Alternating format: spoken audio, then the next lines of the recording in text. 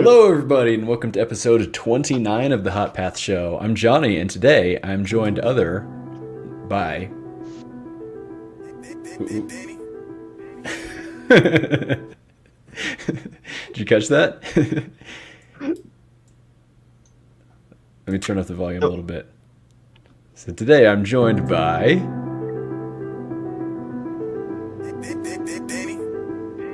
Oh, that's it, Danny. I was like listening to some songs the other day, and they do like the producer tags at the beginning where it's like, Metro on the beat, right? There was this one that was like, Danny. That's me. That is you. So yeah, welcome in everybody. Normally we talk a little about data-oriented design, specifically with Unity's data-oriented technology stack. But today we're going to be doing something a little bit different, and I am very, very excited for it. So, Danny, why don't you give us a little teaser about what we're going to be talking about today? Yes, and I will expertly share my screen, and hopefully the right one. It's very important today. Very important today. It is right there. Oh, yeah, no, I need to also. There we go. You got it. Yes.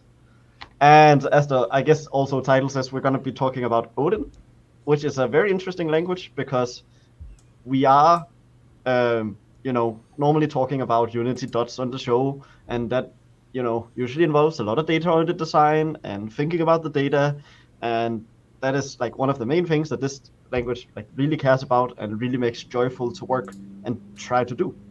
And that's what we will talk about today.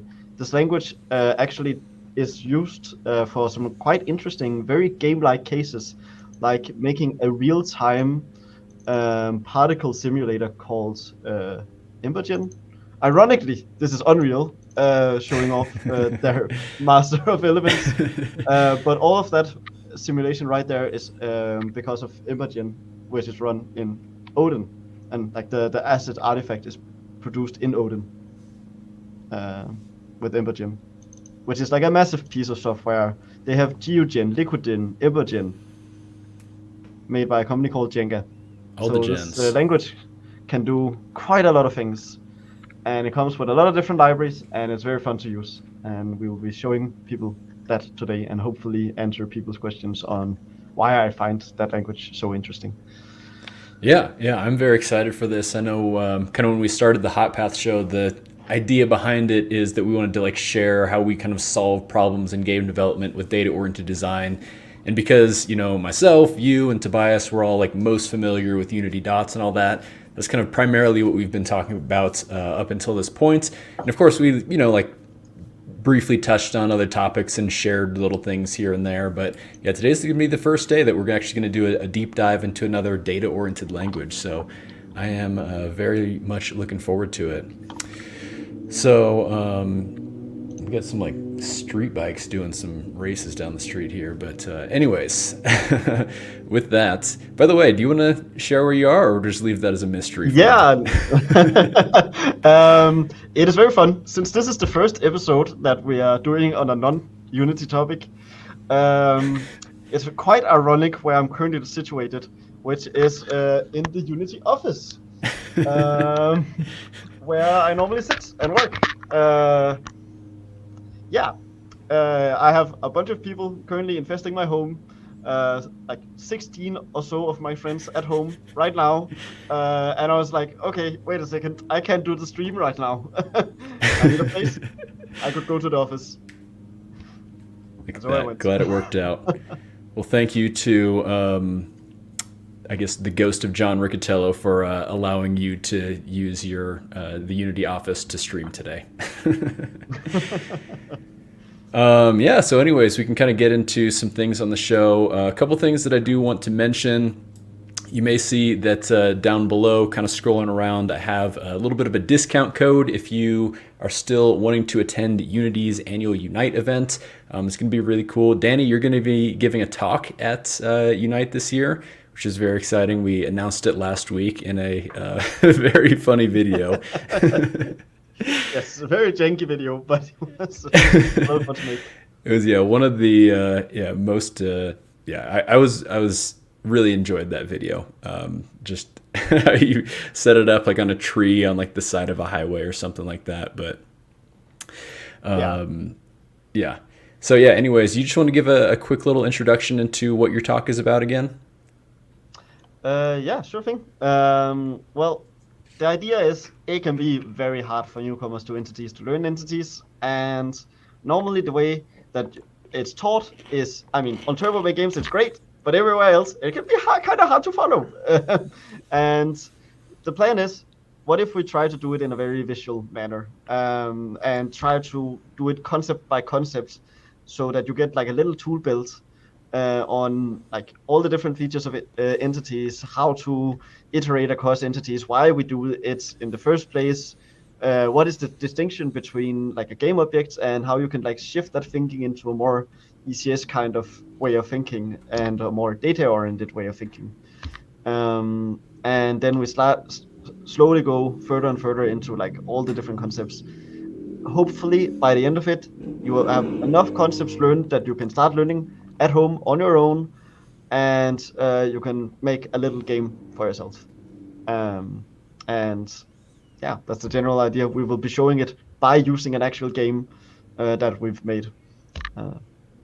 Yeah, yeah, it sounds like a great idea for a talk, and yeah, very much looking forward to it. So, yeah, if you're going to be at Unite, we'll be excited to see you there. Of course, we have the three hosts of the Hot Path Show, myself, Danny, and Tobias, all going to be there. So, yeah, come say hello to us if you see us out and about on there. Also, do want to mention that the Unity Asset Store is currently hosting a big sale right now. They call it the Dev Days of Summer Sale. And I can pull up this guy here.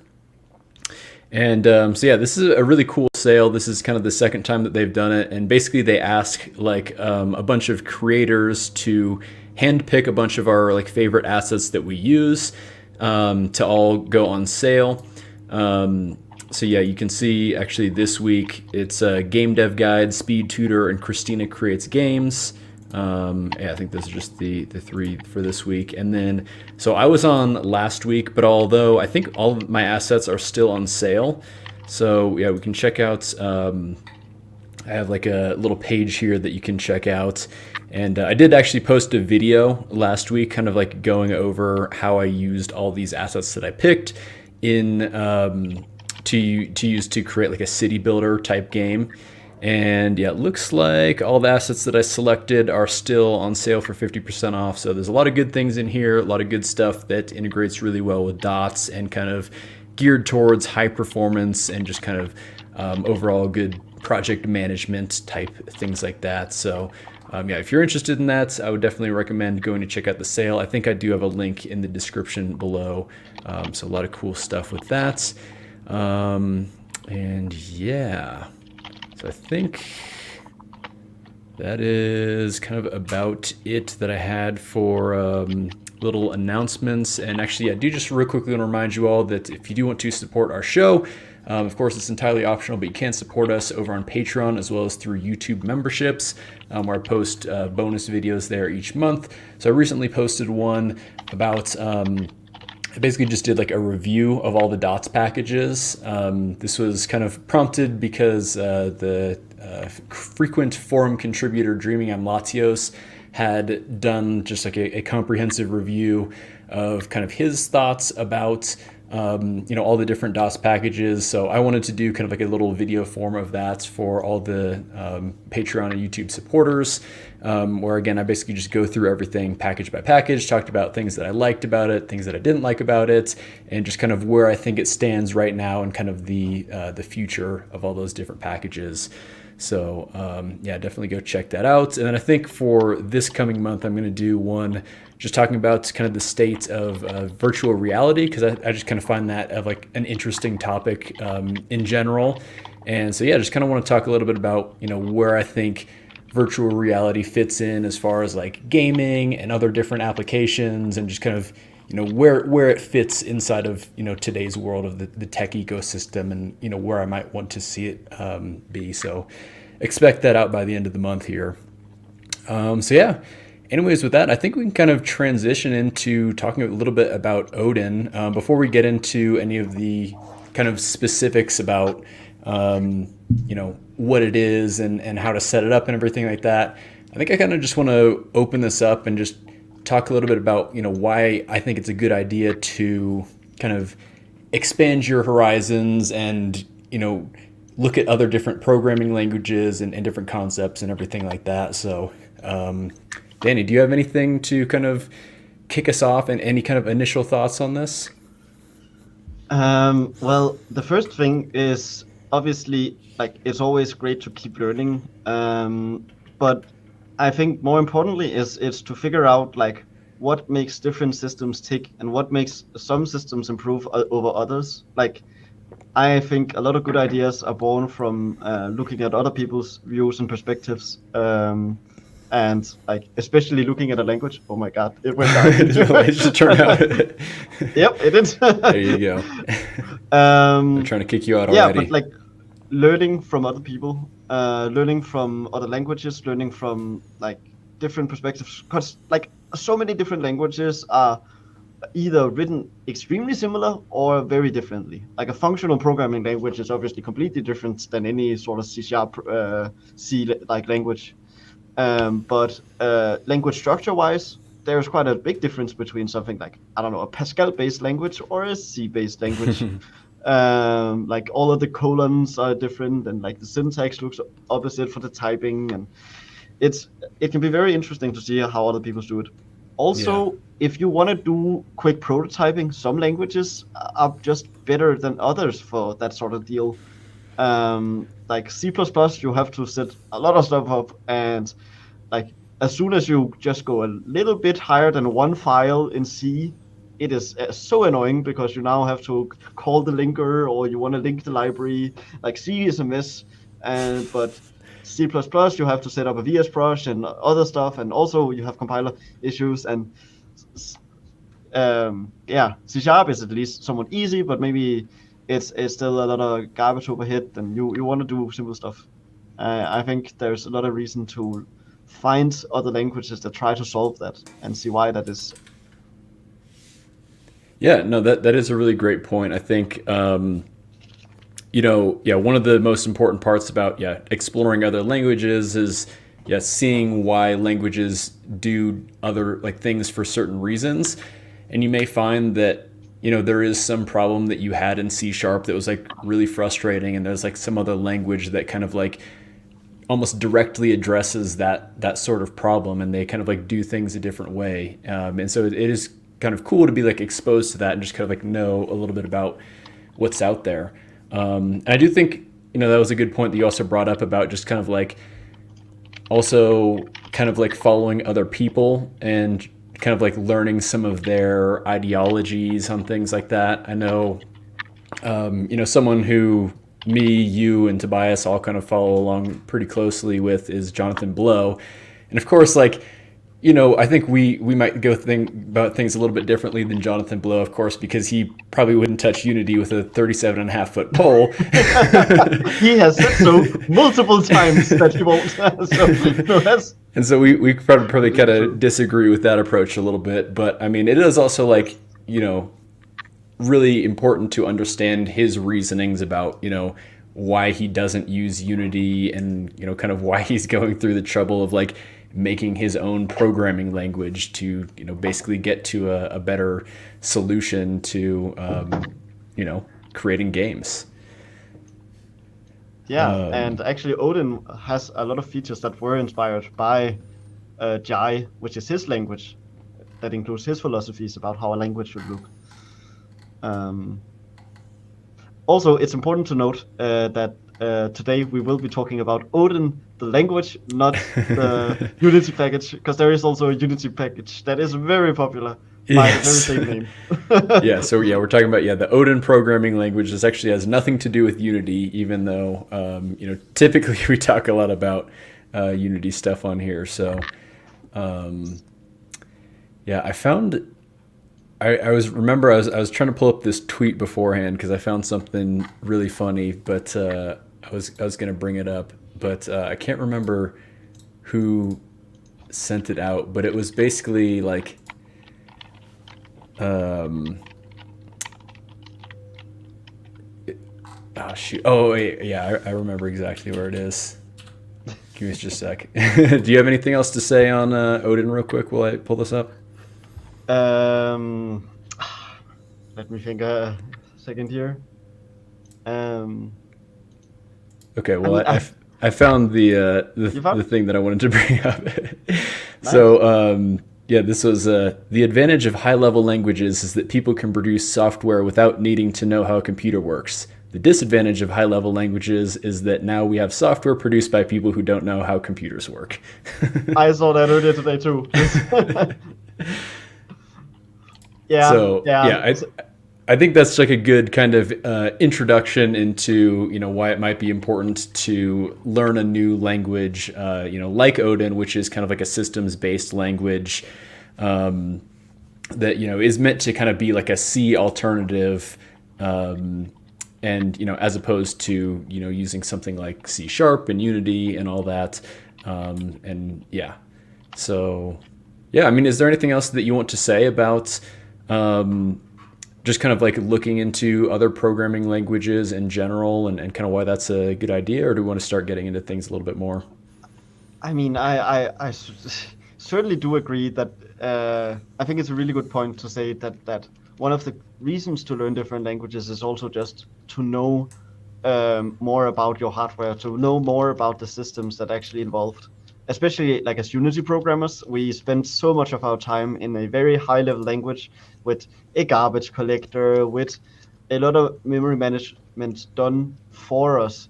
Now, obviously, Dots is very different in that regard because in Dots, we have the ability to manually allocate memory and get around the garbage collector. Like when we use bursted code, there's no garbage collector anywhere inside. It's C sharp, but without any of the like performance penalties. You sort of get a systems like language. Now, obviously, when Burst was made and C sharp, like a high performance language, there was made, it was looking more at languages like C, like C++. But in order to do so, you obviously still have to know some C, C++ code. And so if you're just a Unity programmer, just knowing only one language means that you now all of a sudden can't reason about how anything lower than C sharp works. This can especially be a problem if you're all the way up in like something like Python or JavaScript or Lua, which are all very scripting based languages, even though JavaScript tries not to be, but it totally is. Uh, like the web for whatever reason uses it as like their main source of runtime language. It's their version of a system language, but it's you know you should still try to dig down. It's why I find IL so interesting. Like how C sharp works actually under the hood is obviously using an intermediate language representation, and that's what the runtime uses. And for Burst, it's what Burst uses as its input in order to turn it into unsafe code that can be compiled with LLVM. Um, and this is also what spawned a lot of new languages like Rust and SIG and Odin that all initially started as LLVM based languages. I think SIG is very close to getting away from that. Odin, not so much, but they are trying other stuff. I think they're making their own little compiler that is also not LLVM because LLVM is incredibly slow. But it spawned so many new interesting languages like Mozilla. Mozilla made a language called Rust, and I think most people here have probably heard of Rust. Rust is interesting in the sense that it tries to do memory allocation in a safe way, but it's not garbage collected. It tries to do the intermediate of like a very high level language and then a low level language. It just ends up being a lot of syntax, and I think that's why I find such a language like Odin very interesting because it's just not any syntax at all. It's very simple syntax, and we will see that. Yeah, and actually that's really funny that you brought up Odin, Zig, and Rust specifically, because I guess I'm just kind of the meme guy here today because I did see something else that I thought was really funny that I wanted to bring up. So we have the Elon Musk rockets here. So there's kind of the Gen 1, which is the super complex one, Rust. Gen 2, a little bit less complex, Zig, and then we have the Gen 3, the super clean, which is Odin. So Yeah, yeah. Also, about this point here, which is it's a little bit of a sidestep, but it is interesting. Obviously, normal C# doesn't have this concept. However, because burst, and it's made by a lot of people who care a lot about this sort of deal, who were originally C programmers, C/C++ programmers coming from mostly Insomniac games, like Mike Acton, Andreas Fredriksson, a bunch of big names. They all came from that background. Not having a feature like custom allocators is like a no-go in like anyone's world who has come from a C systems-based language. So therefore, if you are using Dot's code, you totally can do custom allocators. For instance, in ECS, we have this thing called the World Update Allocator. That's a custom rewindable allocator. It's a sort of allocator that you already pre-allocate a big buffer, and that's what we just keep skipping ahead on. I want to allocate this much of the buffer, then I allocate this much of the buffer, and then you sort of just rewind it every now and again, saying now it's scrapped, and then we move on as memory goes in and out. And I mean, in DOS in particular, you can totally do custom allocators. That's why when you allocate a native array in DOTS, you have to pass in this allocator is temp, this is persistent. These are different allocators. You can also pass in an actually different allocator. yeah, so I was going to say, you can also create your own totally custom allocator that handles the memory management in a way that you specifically want to, right? Yes.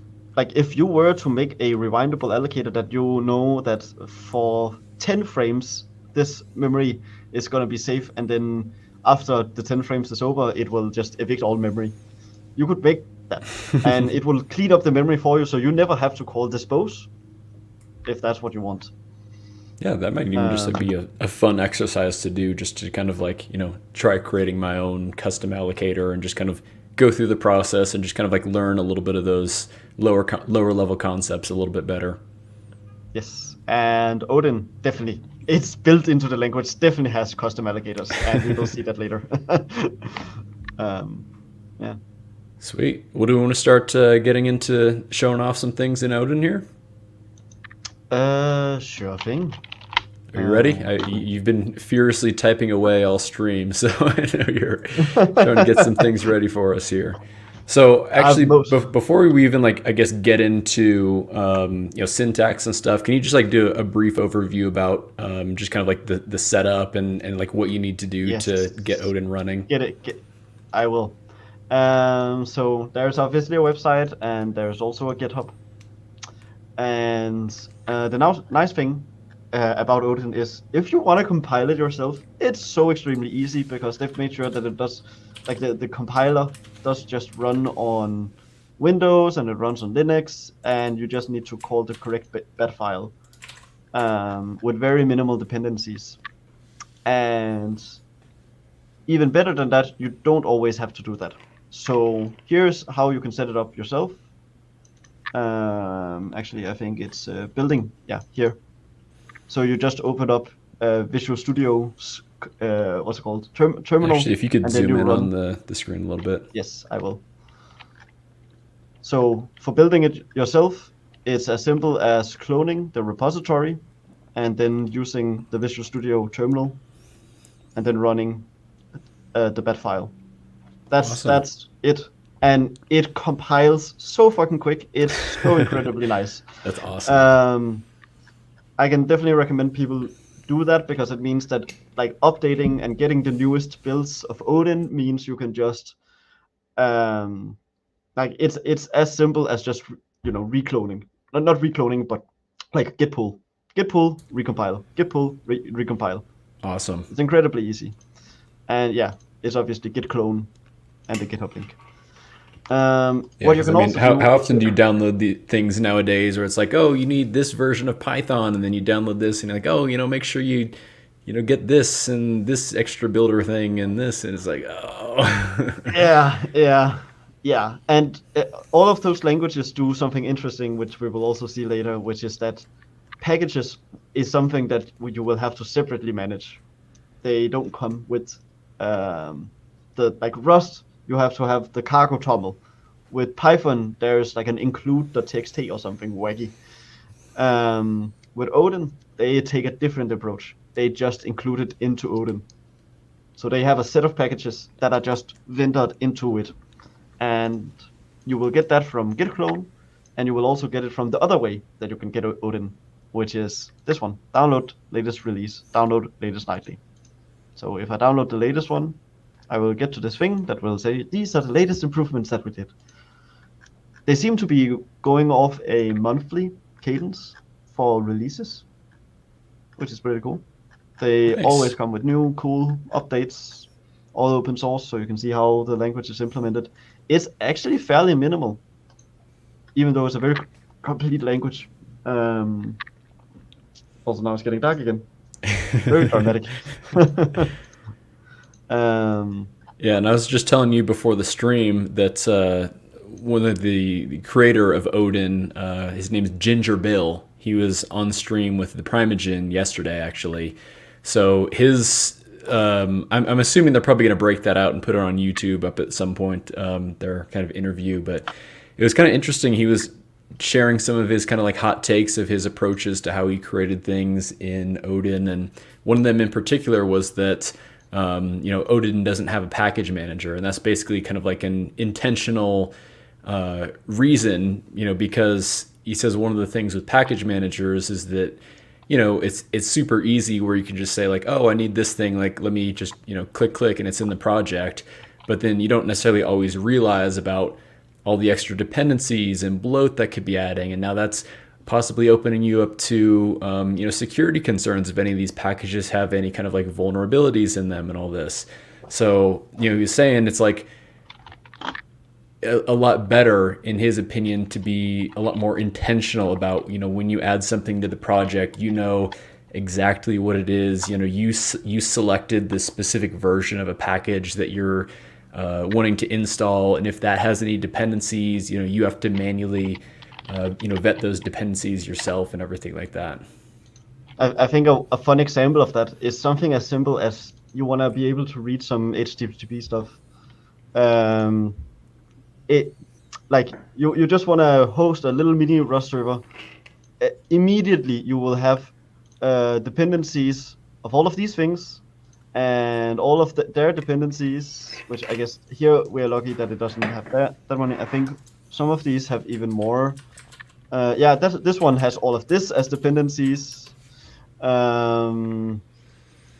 Cert, I think, has even more. Cert derive. Like you're subscribing to so many things just by doing a small thing that you don't even know of.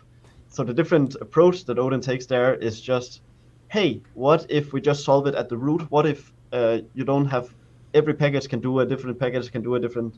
What if it's just like this piece of code needs to be merged with this piece of code?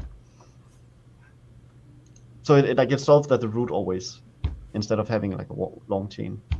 No, I like it. I think it's a good approach. Okay, so I just downloaded this little zip here. Obviously, whoever has a Mac and Linux needs to take any of the others here. I have a Windows, take the Windows version. Then I get this little zip that I can drag into my folder here. And then I can run my little Odin file. So I just write a Odin file. You can put it in whatever folder.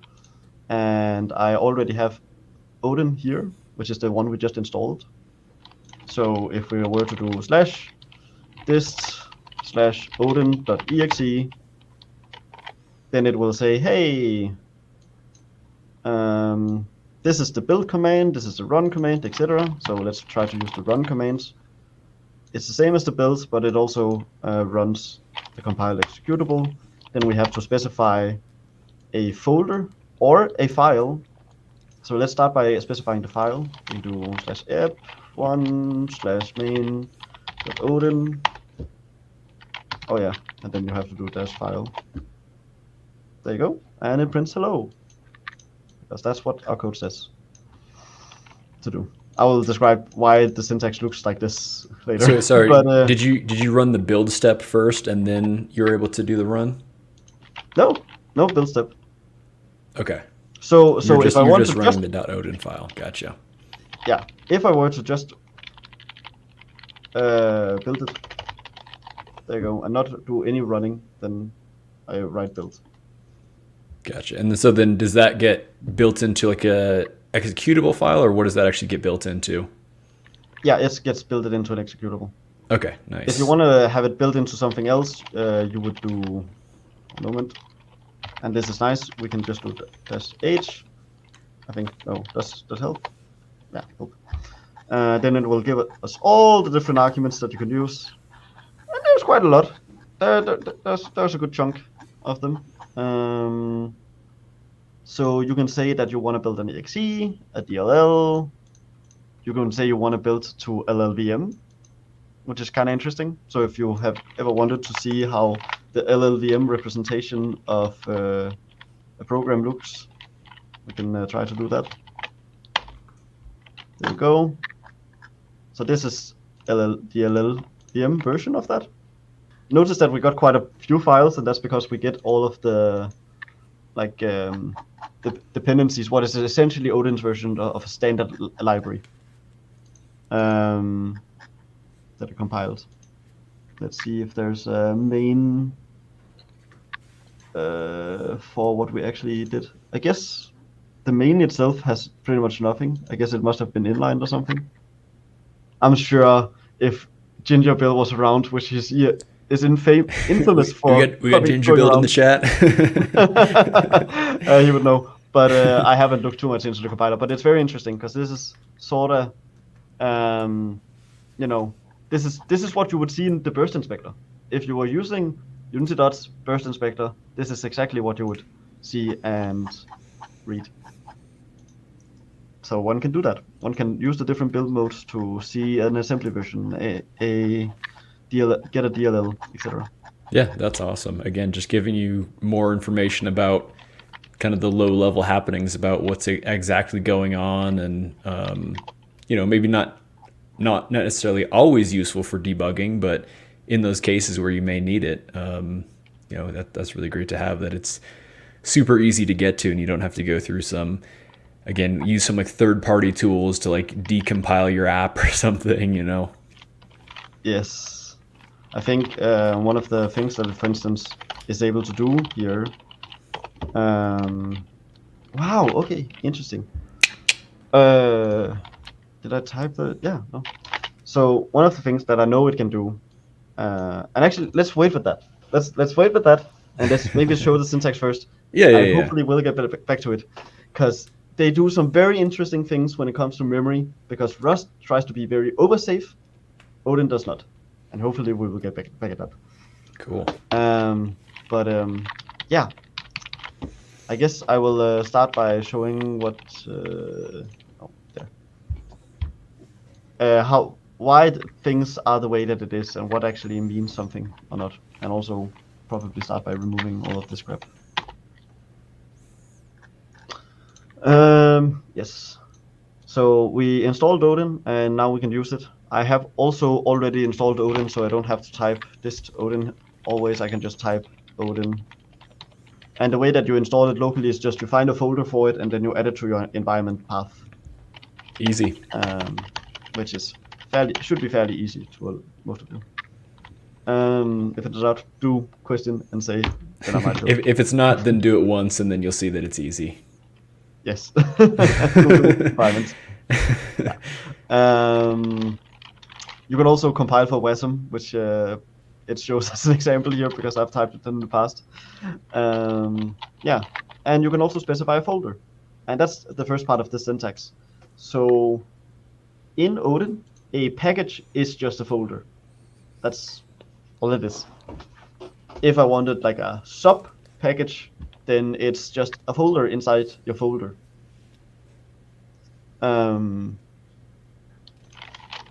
So like if I were to build here, it would also actually, let's run the run command. It's a little easier. Run. Boom. Hello. And what it will do then is it will find the main function and run that. Now, there's something interesting here about the double colon.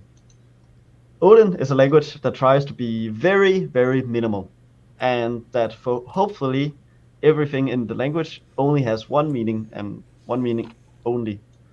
And so whenever you have a colon, if I want to declare a variable, let's say my var, here I just have to type in one colon.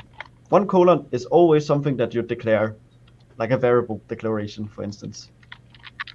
It's a declaration statement. So this equals this. If I want to say, you know, give it a type, u32. The type is implicit here. So normally 5 is implicitly just an int. So therefore my var would be an int. If I didn't type in the word int, my var is still an int. If I were to type in u32, this is a u32. And for that reason, it's very simple to know that one colon, after the colon, there's always meant to be a type. If there's no type after a colon, it means that it's just implicitly there, based on whatever's on the right. Yeah, exactly how JAI works as well. It's exactly how JAI works as well. And obviously you can then, if it's just a variable declaration, you can do this. Right. It's very simple syntax. And then now in this language, when you say my var colon int, does that assign to like a default value of say 0, or is that a null value? It's a 0 initialized value. So it's always, it's basically a default value, right? Yes. If I didn't want it 0 initialized, I can do that. I don't think this will 0 initialize. I think this is. Wait, what is that? Your cursor's kind of over. Is that like minus minus? Oh, like 3 minuses? Yeah. The syntax is very similar to Pascal. Yeah, it's very Pascal based. Is it similar to Turbo Pascal though? I've never actually tried the language. Have you, Turbo? I dream in that language. Oh, I see. Yeah, that's what I do. I see. Well, you see sharp. You see sharp. Yeah, I see sharp normally. That's right. Anyways, so that's what one colon means. And well, okay. What if I want to define a constant variable? Well, hello, and then some constant value like 5. Now, hello is a constant 5. So it's a compile time constant. It's 2 colons. So anytime you see 2 colons, it means that. And Turbo, can you guess what I can put in here? Can you put in the type? Whoa! U32. Now this constant is a U32. The fun thing about that is this syntax rule just applies. This is just the case. So like when you look at that function up above here, main is a constant of type proc. Would assume that would be procedure. Exactly. And this is how it looks, the implementation. So this should technically also be valid syntax. As you can see. There's nothing that complains anywhere. Cool. So yeah, a function is actually just a constant one, which means that, hey, how do you think you write a lambda in this language?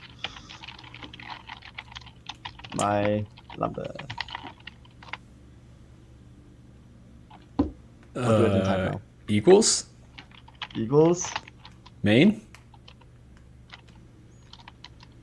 Almost. Proc? Yes, proc. There you go. Because obviously this is a constant. This is therefore just a like a thing you save to this variable, my lambda, which is very nice. Now, okay, so how do you then define a type in this language? Well, again, a type is just a constant thing. So my type, boom boom, struct. There you go. They only have a struct, they don't have classes. Which is great, because I don't know what C++ is doing, but there's no big meaning difference between a C++ struct and a C++ class. C# has a big difference, C++ does not. Here there's only one thing, so you can't get confused. So now if you want to say allocate something on the heap, is that kind of in your kind of like allocation of it, or like how does that all work? Do you know? Yes, it's based on how you use it. So I will quickly define out the type, and then I can talk about where it's located in memory. But it's fairly similar to how C++ works with its struct / classes, which is that they are always value types. As far as like any C# learner goes, that is the terminology.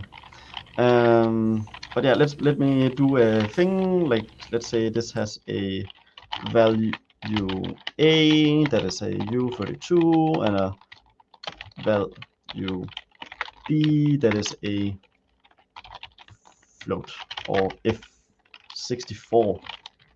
Wow, double the size is a double. And well, let's say I want to use that type. Well, my type value A equals 2, value B equals 5.5. Notice that I didn't have to type if. It will actually yell at me if I did. And this compiles fine. Let's try to log that in the console.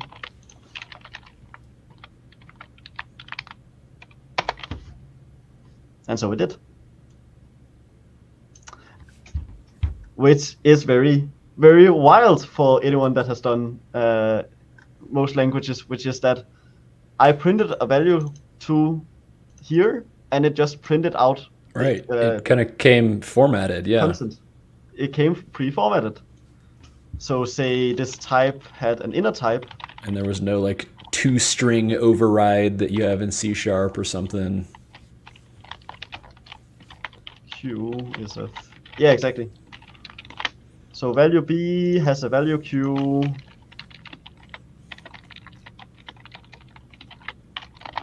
Value Q.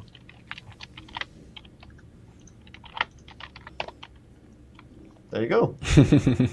Pre-formatted. That's awesome. Yeah. Yeah. And did you also notice that anonymous types are written like this? Yeah, kind of like similar to just like the struct initialization, you mean? Yeah, like well, it's because this is a type and you can have a type in here. Well, struct is also seen as something you can put in the place where you can put types. So I can always put this in a place where a type is involved. Like here this obviously is a compile error because this here is not the same as this. Yeah. But you get the point that like anytime that after a colon you have to specify a type, I can specify this here, which is the type. Similar to how like this is the type for this function, where this content here is actually just the contents of this function, like type, which is the same syntax that it uses here for filling in the type. It's a little weird, that relation, but it's still very consistent syntax-wise.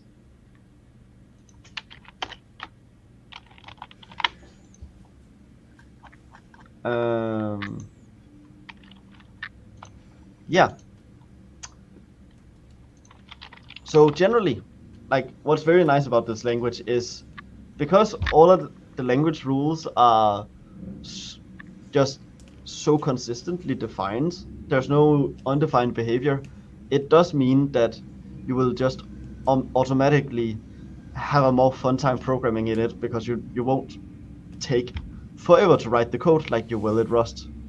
A lot of the problem with Rust, like Rust can be memory safe, but memory safety often comes with the whole, like, you have to specify, oh, this is immutable, this is changed with this. They very much like the builder pattern. It quickly gets a little weird to read as a reader. Whereas ODIN, as actually set by the designer of the language, if you go to the front page, why was ODIN made? Well, ODIN is a C alternative for the joy of programming. It's not meant to do anything. It's just meant to have fun programming. Yeah. Well, no, it is also high performance, modern, and data oriented. Yeah. I'm kidding. I kid. Yeah, I know. But it is quite fun that it is, like, he states it as being for the joy of programming, which some of the other languages that are systems languages are in the other, way, like Rust. Rust is not that joyful to write. SIG is a little better because it's at least sort of close to C, but SIG went a little too heavy on the C-like syntax for my book. I don't know. Have you tried SIG? I haven't. I've just seen that talk by Andrew Kelly that you pointed me to earlier this year. It seemed really interesting. I liked what I saw. It's a very good talk. Yeah, and he references the good old Mike Acton talk, a very old one.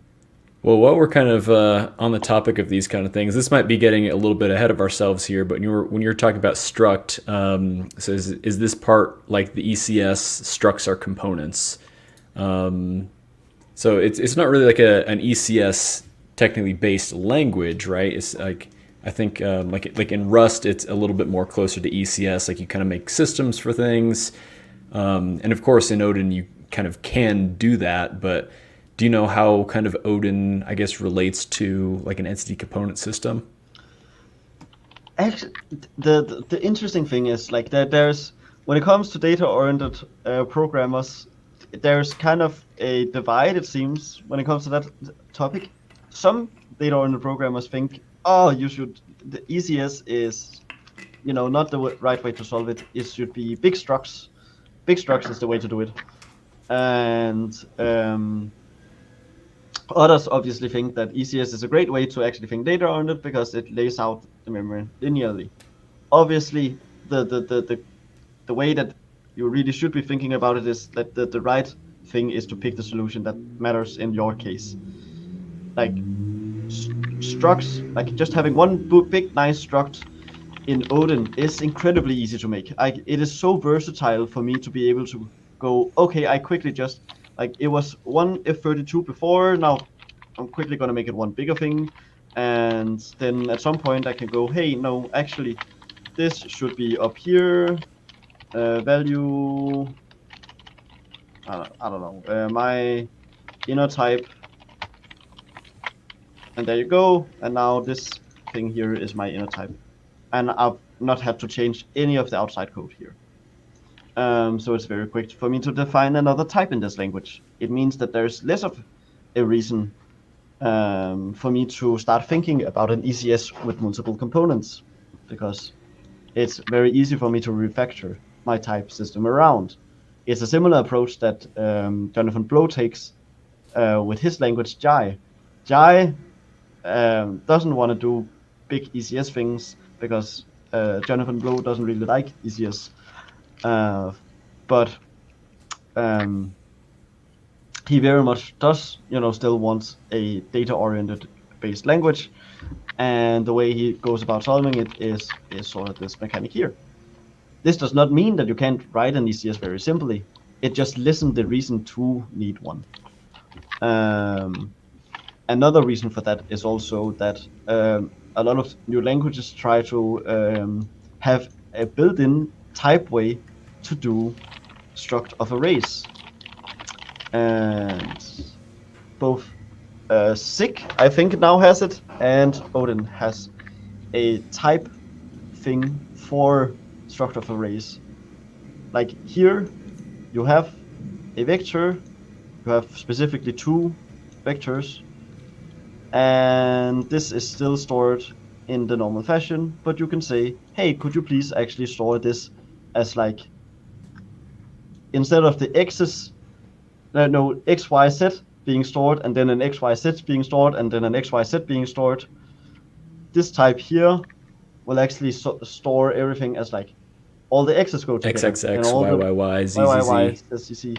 But syntax-wise, you still can write the old syntax like you expect to. Nice. So you can still write, hey, I And want it to just knows where that of... memory location is. Exactly. Which is incredible. It makes it very much a lot easier to handle AOS sort of setups, and it therefore lessens the need for an ECS. It doesn't mean that if you have a bigger engine like, say, Unity, it doesn't make sense to have Well, yeah. ECS. So, yeah, one thing that I was going to say, you brought up the point about, really the purpose of data-oriented design is like solving the specific problems that you're facing.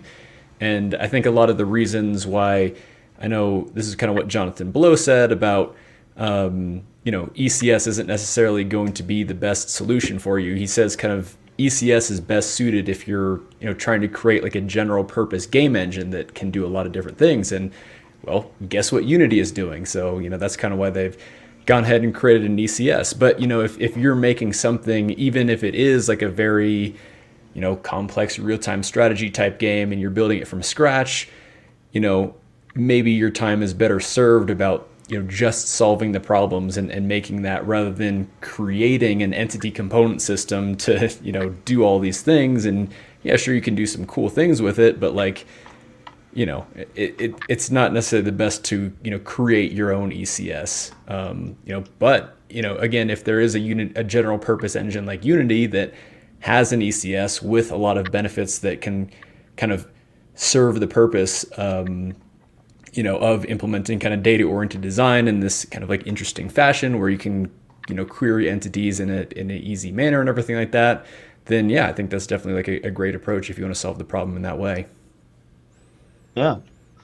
And also to the point about like entities in particular, it like ODIN definitely supports writing an ECS system inside of it, because a fun experiment I once tried is that since ODIN is a very nice and simple low level language, you can actually get it to compile without any of its standard libraries, and it means that binding to it in any language is incredibly easy. And since the way that ECS, like the entities version of ECS is written, is all unmanaged memory, it means that as long as you have 2 types, like one in C# and another in ODIN, that match as far as like memory layout is concerned, then I can just read it as if they were one in the same. And so I wrote a re-implementation of part of the entities in Unity as an ODIN implementation. So you can write ODIN code that actually goes and moves around this cube. And if you also notice here, log debug. Scroll on that a little bit. Well, actually, let me just see if I can see the whole image. There we go. Yes. So log debug here, and wouldn't you know it, like when I'm logging the transform, I actually get, this is the name. Oh, look at that! And this it's is formatted the position. Exactly like ODIN. Exactly, and it's because it is ODIN formatting, because this code here is ODIN. Yeah, and I think to some of you in chat, you might be able to understand some of this code. Like you're getting some component type handles that you're updating. You are taking a query and turning it to an archetype array. Then you're looping over the chunks. You're getting the component data, and you're looping over the transforms, and you're then also looping over the spin speeds. It's very nice.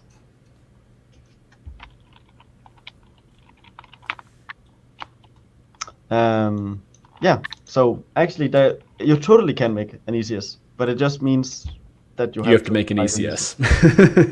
Yeah. and for some it's easy, for some it's not. And the thing I would always recommend is to just do it at the time that it makes sense to do it.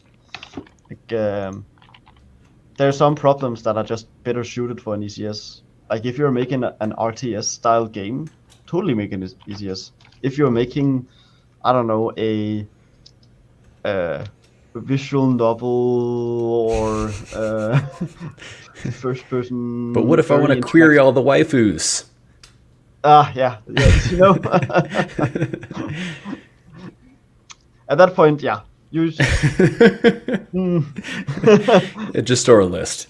Just keep a list. Yeah, exactly. No, so yeah, something that's interesting about Odin as well is that unlike C and C++, reflection is incredibly easy to do in this language, which is why this works out. The reason that, you can probably imagine that writing serialization in this language is very easy. You could, for instance, as a very basic version of writing a serialization for Odin, is just by using the print statement and then just save the string. Yeah. Yeah, and I'm sure you could read that in pretty easy. Yes, you can do this, and it returns a string. So a print just returns a string. Creates a formatted string, and it says that it uses the default allocator to allocate that string. Nice. Yes. So another nice thing about the language, for loops. I think most of us programmers have seen one of these concepts before, a for loop. Only on the second day of CS 101. Yeah. Second day? I didn't... What, were you like within the first 20 minutes? Yeah, I don't know. I don't remember.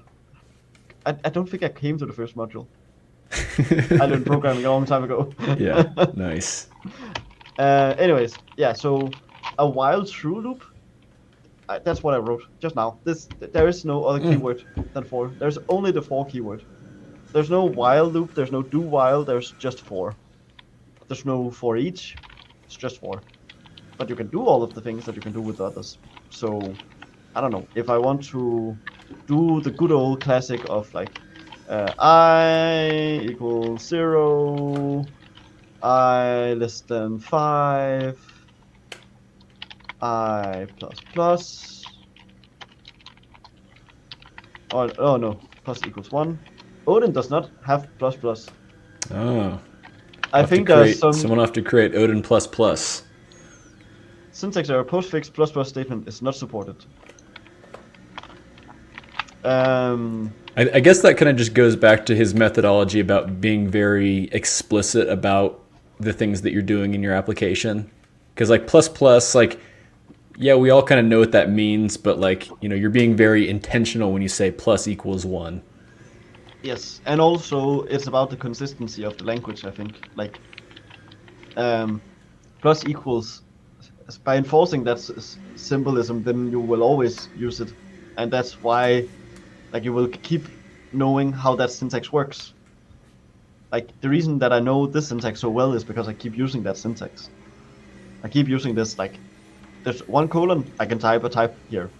There can be a type right there, there can be a type right there, there can be a type right there. There can be a type right there. U8, for instance. Like U8 was very, very easy for me to say that it's just a byte. Because I'm looping up to 5, so I don't need any bigger number. Right. Something so simple, written like this. Another interesting thing that it does is that, say I had a variable that was like val u32.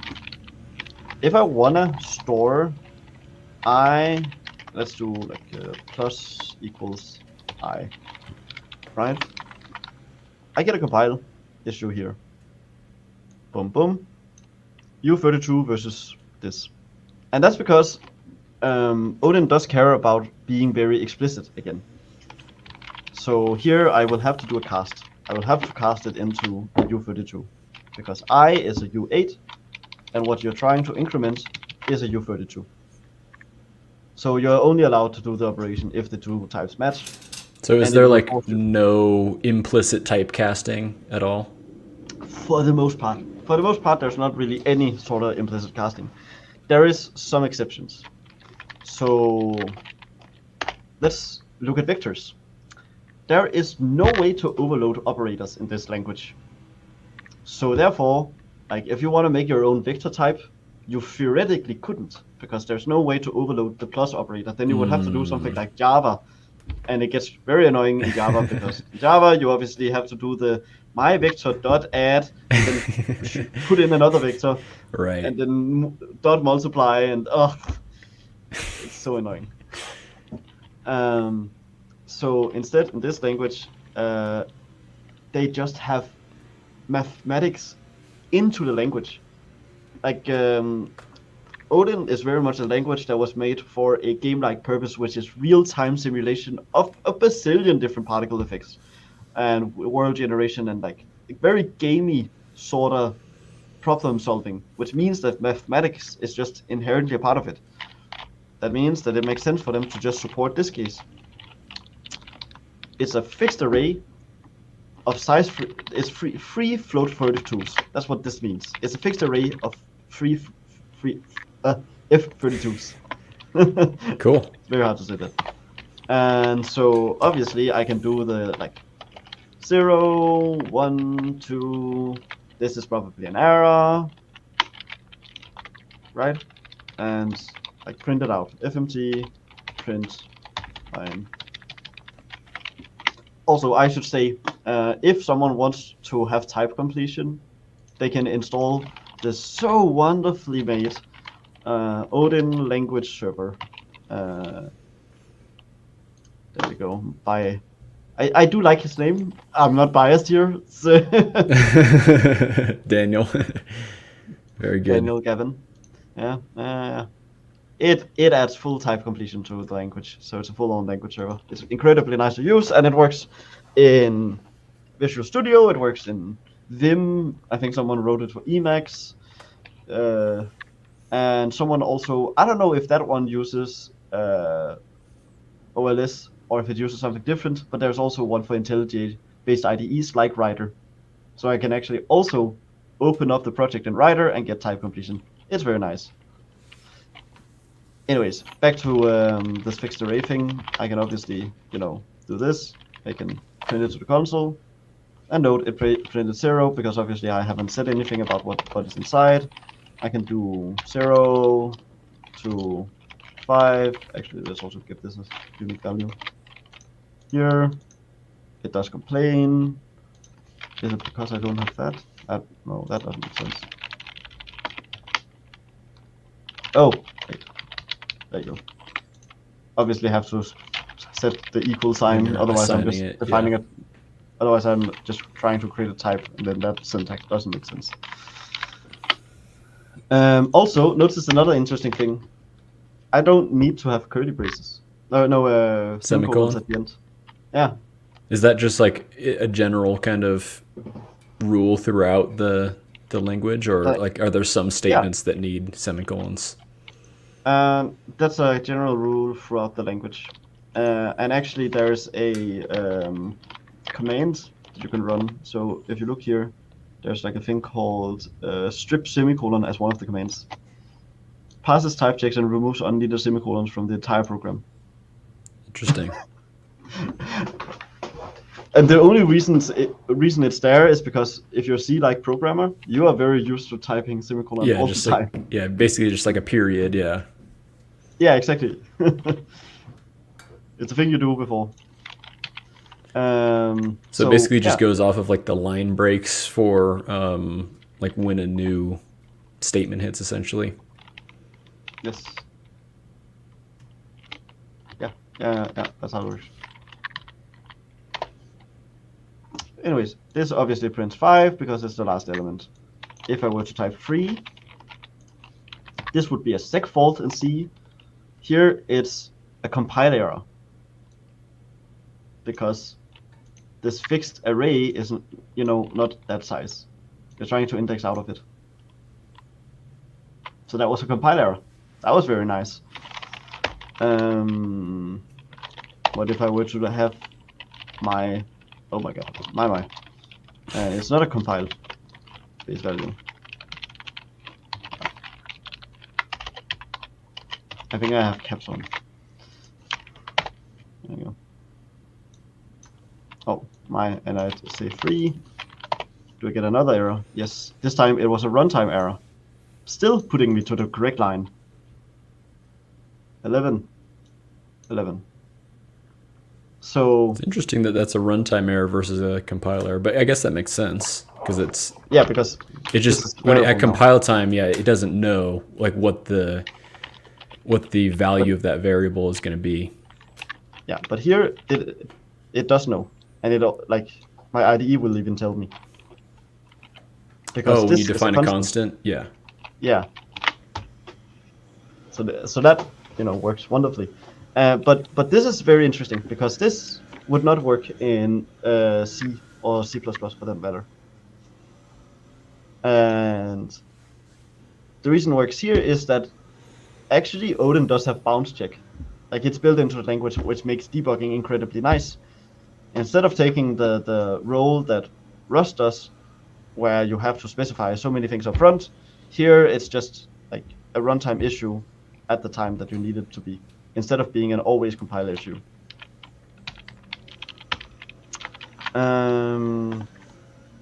Yes, so there's a lot of interesting syntax. Okay, like for instance, I can print out val just directly,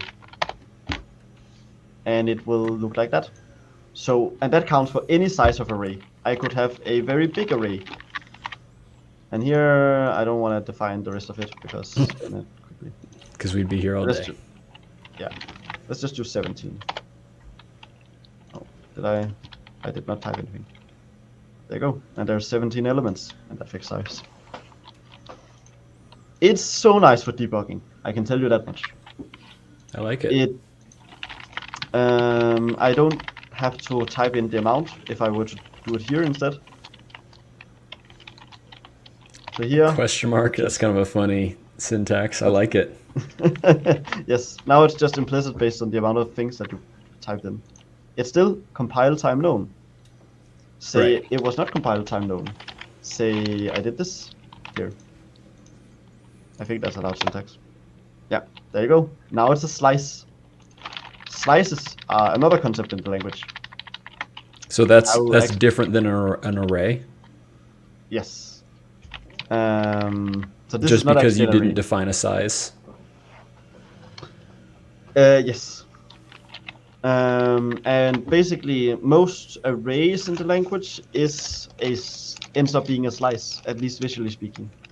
The difference is that for a slice, well, slices are 0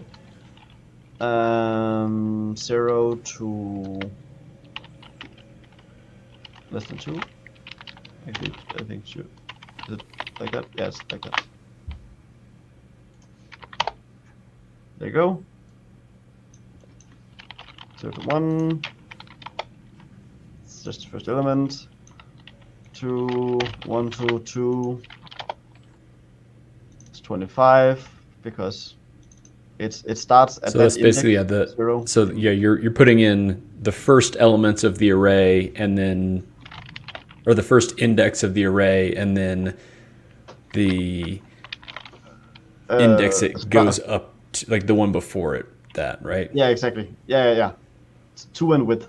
Under like it's just the one below it. So you could say 1 to 3, and that would also be valid, right? Yeah, and it would give me this. And specifically, it would give me a slice of this. Right. So, like, if I want to redefine this slice, I could redefine it as this. Then print that. Right. So that's why a slice is slightly different. It's like in C# a span. A span in C# is doing something very similar. But here it's pretty much any array that you end up using is this sort of syntax. But actually, I want to quickly go back to this because, as I said, they do something interesting with mathematics in the language. This type is fully a mathematical concept. I can type in val.x. I can type in Oh. val.y. I can type in val.xy. Yeah, I see it. Yeah, giving you some little autocomplete there. Nice. Yeah. And if you do 4, This do you get XYZW? I can do CCC. Well, I'm saying if you do the array size of 4, do you get a W? Oh yeah, Do you get XYZW? yes I do. And I think I did see someone also said that yeah, they have quaternions as a built-in data type. Yes, they very much do. So rotation is quaternion, then the real value. This is so interesting what they've done here. So 1, 0, 0, 0. Now, if I were to type that, it's a compile error. It's the only case in the language where this is a compile error, where it does something interesting and wacky different, which is that quaternion requires that all arguments are named. I cannot type in 1000. I have to specifically type in real equals emac equals jmac equals kmac equals. Is that And then because it's not a there are compilation. there multiple constructors or something, or like? It's because it's so incredibly ambiguous. Is real at the end or at the start? Like you obviously I, J, K, anything other than that would be an absurd order. You would never put J after the K. You would never put. So now, as you're creating your own structs, are you able to enforce rules like that as well if you wanted to? Where you could say, hey, when you have to make you say value A equals whatever, value B equals whatever. I mean, this syntax is always valid normally. You cannot, that rule, I don't think there's a way to enforce. Maybe there is. This is a function. I don't remember where this function is actually stemming from. It's a built-in. That's probably part of import base built-in. Let's see. No. And we can go in here, we can go in here, we can go in there, we can look in here, and we can go in and say quaternion. So maybe this comment will do it. Something that's interesting about the not really Odin, We'll get to that. is that exactly. Hello, proc go. Some features of the language is just like comments kind of enforce some type of behavior almost. Yeah, there are some cases of that. Like for instance, say I wanted this to only compile on Windows. I can do plus build Windows. Now it only compiles on Windows. What I can also do, which is even more cool, I can do this here.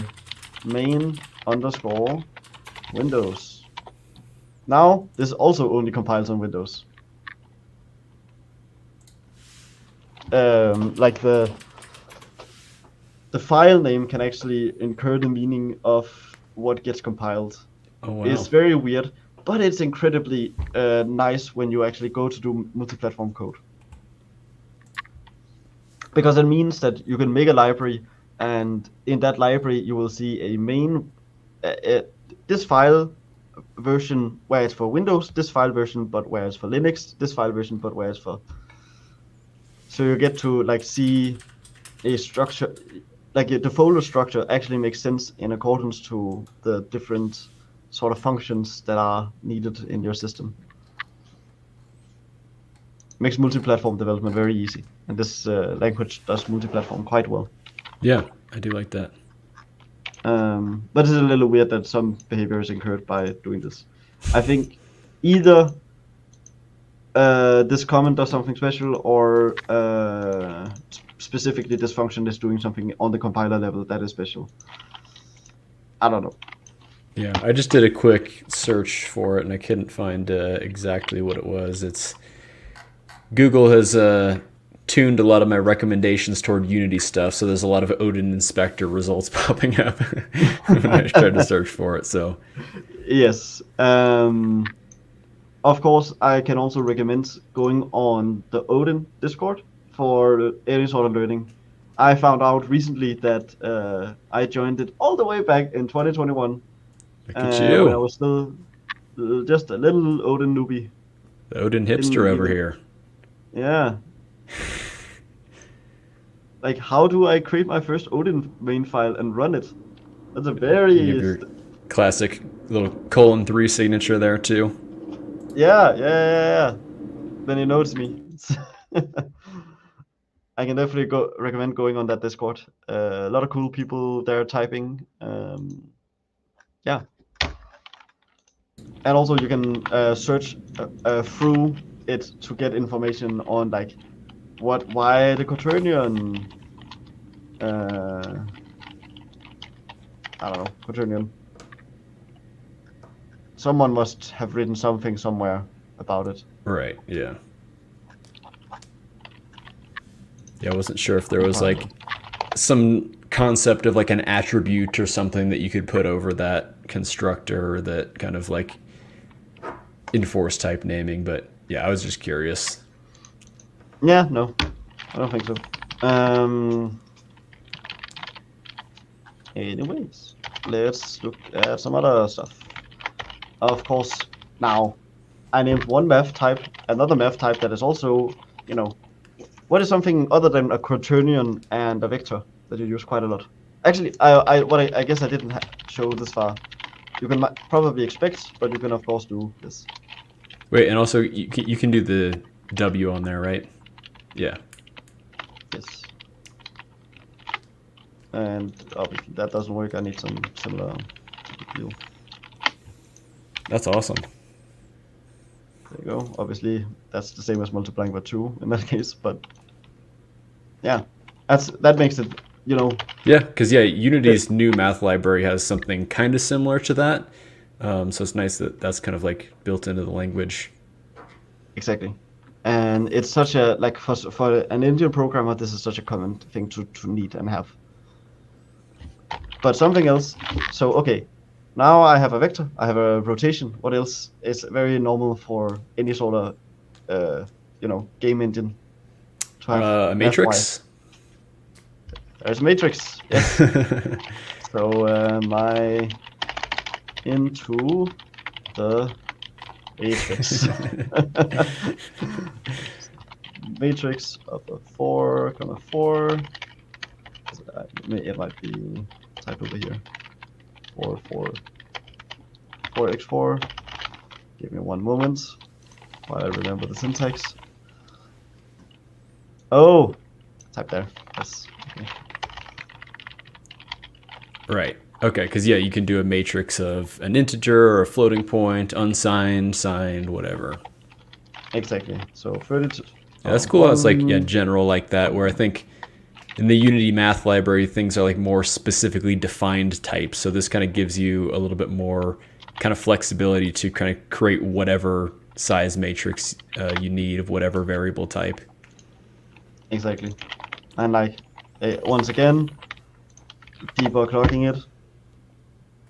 Magically easy. It even Cool. shows And you get the symbol. semicolon for the line breaks. Exactly. Doesn't quite give you like a grid layout, but I mean, I guess that's kind of the next best thing. Yeah. No. The reason it doesn't do that is because you can do the formatting yourself if you want to. I mean, you can just go in a file. Like if you were to log this to like copy it out and dock it to a file, then you can do that very easily yourself. Just do a search for the syntax. And the reason that he probably wouldn't want to do that is that if you have a bunch of logs, then you want that still to be one line per log. Like if you log a giant type, I see. a really massive yeah. type, that type should still just be one line. Yeah, that's a good point. That's a good point. Otherwise, your log is going to get quite annoying very quickly. Obviously, indexing into this thing here is like a 2 sort of deal. right? Now I went out of bounds. There you go. So it's two different rather than doing like a 1, 1. Yeah, and that's because I can just omit one of them. There you go. So no, you couldn't do 0, 1. You couldn't say index 0, 1 though, right? No, I can't do 0, 1. Fairly sure? Maybe, actually. There you go. I could. Magical language. Look at that. Yeah, it's very nice. And obviously this works with the math as well, so you can do like a vector times a matrix, and that will do the matrix operation on the vector. And you Excellent. can multiply a vector with a quaternion, and it will do the rotation upon the vector. That's all the deal. It's a very lovely language, and also the documentation says some of the functions that can be used with that. Yeah, no, that's great that all that stuff is built in. Yeah, definitely does seem very tuned towards game engine use and all that. So yeah, and say you wanted to do something like perspective matrix stuff. There is core/math. Math is the library. Oh, actually, that's another thing I guess I haven't said so far. The imports here, FMT, this part of the naming actually maps to the name that it gets down here. So whenever I say FMT, it just maps to whatever is the content of this. So core math, now I got all the content of math. So I can type in math and see all its functions. okay. Right. Anyways, I can use, I'll go back to that later, but I can use /linalc, which means that now I will be able to use linalc dot, which stands for linear algebra, obviously. Ooh. And one of the things I could do is like perspective. And then I want a perspective matrix, which is like a part of a, classic view model projection sort of scenario, the projection part of that, which is when you make a game engine and you want to have something that turns your 3D point into like the 2D point on screen. This is the thing that actually goes and turns the thing on into the perspective projection of that. And so this is just, what is the FOV of your camera? What is the aspect ratio of your screen? What is the near and far frustum? And is the z-axis flipped or not, based on whatever low-level programming shading model you're using. And then you get back a matrix, and you can use that matrix and apply it to your vertices, and all of a sudden you get 3D projection just working out of the box. And notice that it does return like a specific type. Actually, I can look at the implementation of how this was made so easily, because everything is just open source and native to ODIN. Also, it specifically has no bound check. Normally, matrix, this operation here would be a bound checked thing, because the matrix is still sort of an array sort of deal.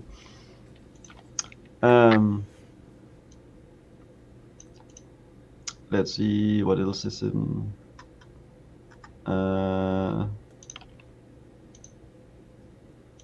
It returns a matrix 4x4, which is the type of this, which is this.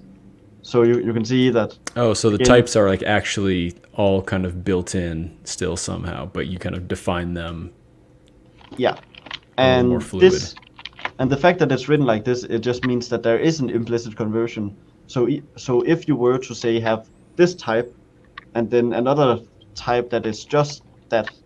If I were to have a variable, like I don't know, val.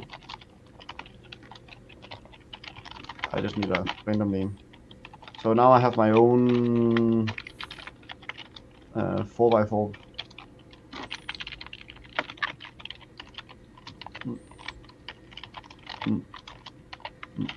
I could have written that nicer, but it's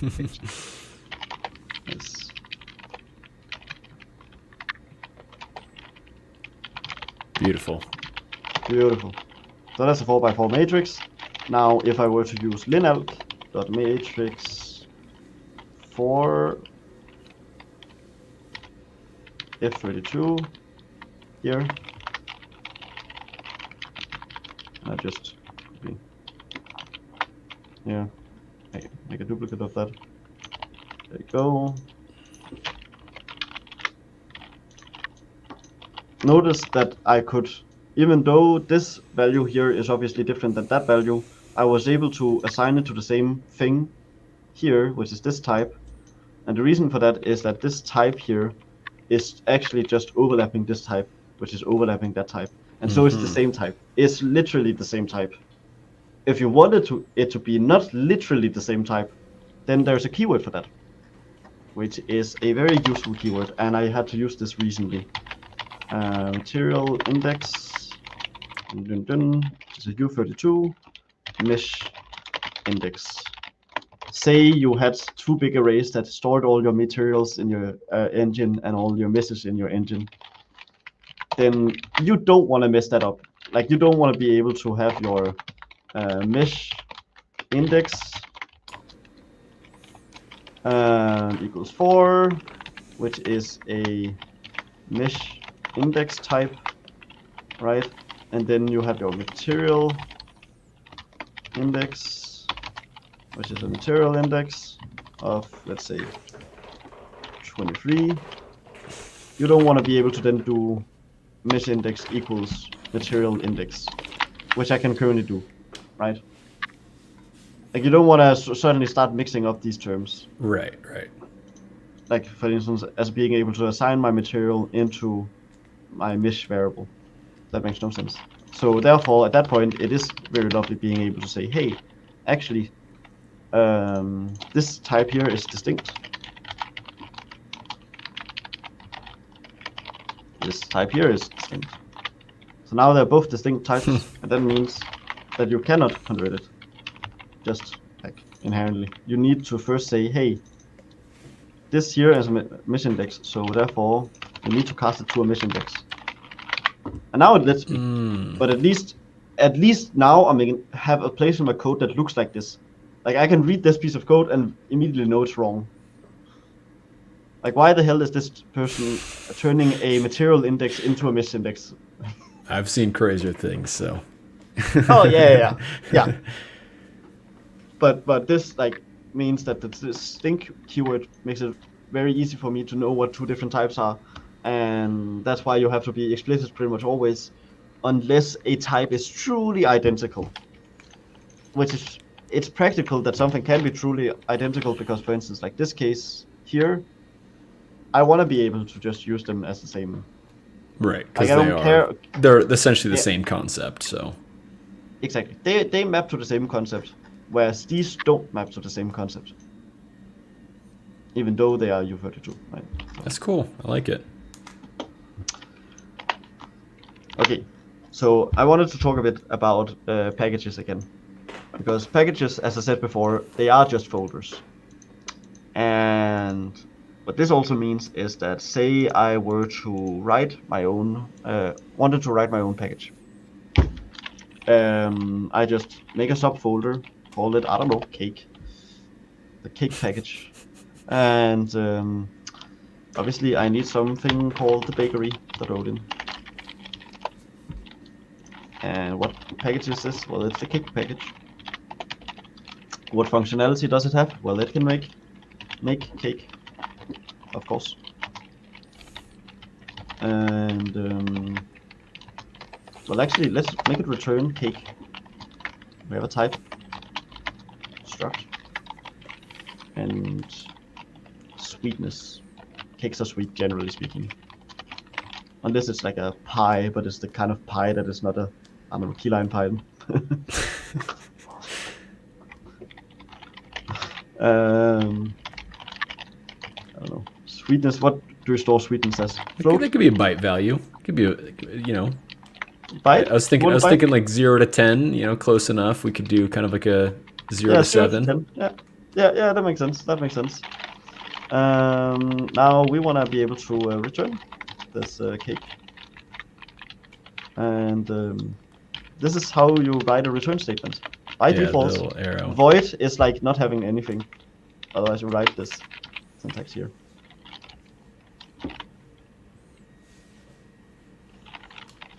Yeah, it is kind of like almost backwards of what us C# developers are used to, where you're saying like this is the function name, it's a procedure, it returns cake. Yeah, and it's reason it looks like this is that it sort of is meant to mimic how a person probably should be reading it, which is I have a function called make cake. It's a procedure that makes cake. Right. Yeah, that's a good point, because I feel like when I'm kind of scrolling through code, I'm typically looking at the function name first. I'm kind of like going in the middle to like kind of find the function name and going back to see the returns and if there are any other modifiers on it or whatever. Yeah, I think actually there's a part in here somewhere where he specifically talks about this fact. Like reading. Yeah, in C declaration you have to. Please see, yeah, declaration syntax. States that A is an array of free pointer to int because pointer A has this type int. Like this, reading this code here is incredibly annoying. Like B is dereferencing, being dereferenced, and then you're typing into free, and then, yeah, that's the int. Yeah, no, it's incredibly annoying to read syntax like that. Like here you have, oh my god, yeah, this piece of code here is a procedure call.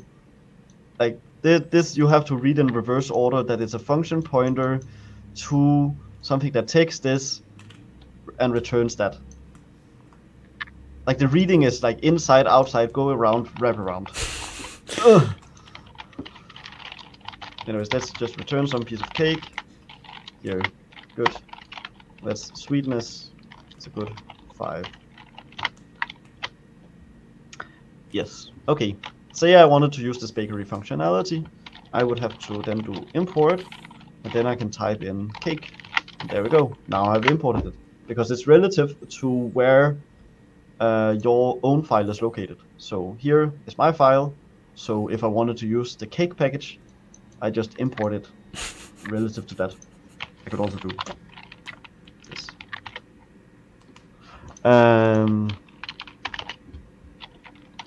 Yeah, and then say I wanted to like use the function we wrote. I can say make cake, and then I can like, well, I have too many bells in here. Actually, I can probably just delete some of it. Doesn't matter.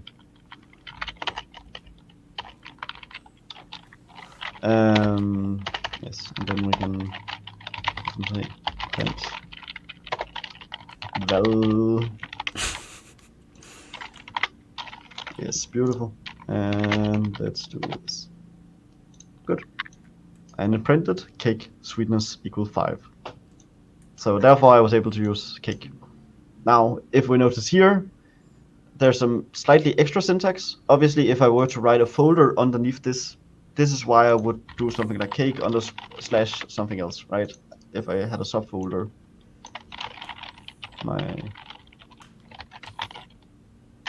I don't know. Wedding cakes. Your oven. There you go. Yes, you need ovens in order to be able to make cakes, obviously. So ovens, but only. Yeah. Then you could have something in here with package oven. I don't want to write the whole thing, but there. And then you can do slash my ovens. Oh, what? Dot. There you go. And now you can have my ovens. Dot. And there's no function in here, obviously, but. Right. Like this doesn't work, but you get the point of like you subfolders are what the slash is for. Now, obviously, if you want a different root folder, that's why the colon is there. So, what do you mean if you want a different root folder?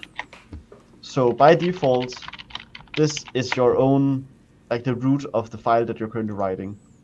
So this file being here means that cake is what I have to write in order to get that folder, right? That's the subfolder to this file. Mm-hmm. Now, say I wanted someone else's piece of code. Like say I had my own local repository of packages, right? That I use, then I would have to find that somewhere. I would have to have another place in my computer that has a lot of different other packages. Like say I wanted to use an external package like Raylib, because we will be using that later. Well, actually fairly shortly. Well, where is this stored on my computer? It's stored wherever Vendor is stored. So built into the language, there's 3 base roots. You can define extra roots of your own, but there are 3 base roots, which is core, base, and vendor. And where does that actually map to? Well, it maps to, actually shared I think is also another. No, shared is not one. No, okay. So base in here, built-in intrinsic runtime. If I were to use like Raylib, which I'm doing here, I'm actually saying, hey, could you please find wherever ODIN is actually located physically, where is vendor relative to that? It's in, like, ODIN is physically located there, like the exe for the compiler. Vendor is relative to that, so it's here. Raylib, which folder is that? Well, that's the Raylib folder right here. And yeah, by the way, it does look like shared is one that you can have packages in as well. It's intended to put your own custom code in, shared across your personal projects. Very okay, nice. So yeah, okay, and it does actually type complete as well. You can see core shared. And thanks, Chris, for helping out. It looks like they're called collections by the language. Yes, exactly. Yeah, because they are a collection of packages or package folders. But yeah, also note that most of these are designed to just be self-containing. Like CGLTF is a self-contained ODIN implementation, and funnily enough, it's based on C compiler, so it does compile some C code in order to compile the ODIN stuff. But that goes back to what we were saying earlier about packages in the language opposed to everything else. It's not a big dependency graph. Instead, they are all solved at the root. So you just have one root, and all their dependencies is all solved like from being fairly minimal. Micro UI is a minimal implementation that doesn't really depend on anything else. Everything has a very minimal dependency chain, which is very lovely. Very lovely. So, yes, now I made all kinds of weird my ovens. Before showing Raylib, I want to quickly show the last little cool language feature. Maybe I will also show hash maps, because they're also built into the language. But I think one important thing to mention first is that, well, return values can actually do something very unique in this language. Because anonymous types are so easy to type in the language, like structs here, my val if32, or like I can have like true values, val ub in the language. I don't actually need to have multiple, like a tuple type, a unique tuple type, because this is what the anonymous type is. It's basically a tuple, right? But tuples are also not that great for many other different reasons, because they sort of have to deal with the fact that the language doesn't, most languages don't support multiple return values. Now, why is multiple return values nice? It's because of this reason here, which is that, say I were to do like my val A and val B, which are both F32 here. I can type it like that, or I could also have typed it like that. Like by leaving it out, it will just, val A will take the type of what is over here. Okay, so it's kind of almost like when you do it in C# where you say like int A comma B, like they're basically, yes. You're exactly defining two integers of, called A and B. Yeah, but this thing here is actually a function make cake, which takes nothing and returns you two values, a val A and a val B. And then I can like do 32, 10 here. So it returns two values, right? Now say I have another function. These namings are getting very odd and weird, and I don't like it. That took in these two values, right? And maybe they even took in a third value, like a val C, right? Oh. All F32.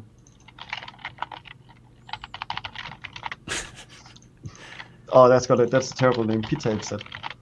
There you go. Yes. Make. Oh, yeah. That's what should it return? It doesn't return anything. Maybe it's just to print something to console. It prints them all. And this obviously needs to import something. It needs to import core FMT. And yes, FMT print line, and it should print val A, val B, val C. Yeah, good. Well, yeah. Now something you might have been able to guess. I can all of a sudden use, and actually I still want to be able to use the cake library. Good. Cake dot pizza. What do I need to pass in? Well, I can pass in a value.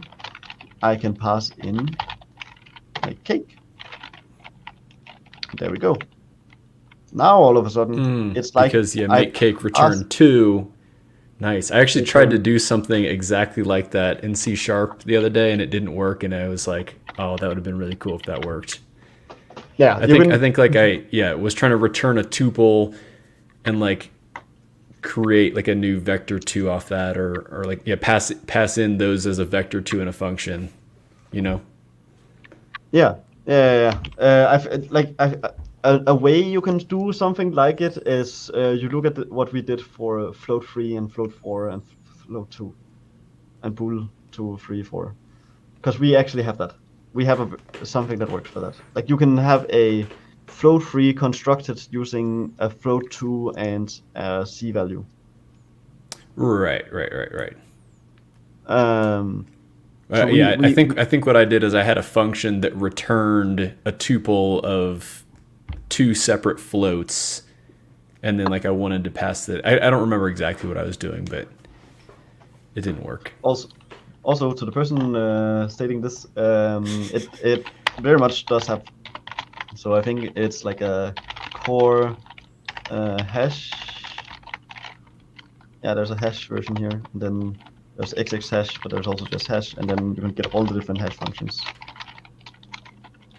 And I think SHA is one of them. Otherwise, it's probably under a ginger hash. There's the ginger hash. What does that mean? Is that probably a hashing function that Ginger Bill came up with? Probably. But I'm fairly sure there's a SHA somewhere. Yeah. I can also quickly. Oh yeah. I guess I should quickly show the heap stuff. We're running through out of time. This took a lot. It's probably in the crypto package or crypto collection. Import Web 3. I don't think that's what this crypto is. I remember it being cryptography based. There's a random generator in here, which is quite cool. Actually, crypto slash SHA-32. Damn, Talk, you're nailing it. Maybe you're actually from the ODIN community already. I did post in there, so. Oh, nice. Yeah, some cross-pollination. Crypto SHA-2. Crypto SHA-2. Nice, amazing. Okay, there's how allocations work, which is like so far we've just been using like either constant values or struct-based things like val. Here would obviously be on the stack, like the stack of that function, right? So that's just naturally where it's located. However, say I wanted to actually allocate this value down here on the heap, what is essentially the heap. Oh, that's very nice, Aniki. Yeah, I'm seeing a lot of new names in here, so that's cool. Yeah, very lovely. Okay. So okay, now say my type. Like normally I would be making my type in here, my type, and then making it like value A, value B, boom, boom. Now say I wanted to allocate that on the heap, I can instead write new. Whoa, this keyword we've seen before in C#. And obviously this doesn't work for ODIN reasons. Equals that. And I think I might have to say in my type still. Is it? Maybe I do have to just type it per line. I think you have an extra dot in there. Yes, I do. Dot equal there. Well, dot value b. Yes. So here the difference is that when I wrote new, I actually passed in to a function called new. There's a function called new, and to that function, notice what it takes in here. It takes in a constant Generic value. type. Yeah, exactly. What is essentially a generic type. The way generics work in Odin is that it is just a constant value, and it's a type ID. I could also, if I didn't have the dollar sign here, I could have a variable type. It's like type of in C#. You know, the type Right, in C#. right. Yeah. The type called type. Yeah. It's a terrible name. Well, here, this function will take that in. It also implicitly takes in an allocator. And I don't know if you've been noticing the fact that I have not been doing that. There are some functions that have been using this context allocator, and I've not been passing it in. And it's just implicit. Okay. My headset just told me that it's low on battery, which is great. Lovely. Well, it returns back a pointer. A pointer is written like this, by the way. It's written with the little hat symbol. So it uses this implicit allocator in order to allocate using that allocator. By default in Odin, this context allocator is set as the operating system's heap allocator. Unless you're using WASM, in that case, it's the browser's version of its heap allocator, its memory allocator. Something else that's also important to note here is that you could have written your own custom allocator to pass in here. As we talked about earlier, some people want custom allocators. For good So reason. now, is the allocator basically what determines when that memory is freed? Essentially. Yes.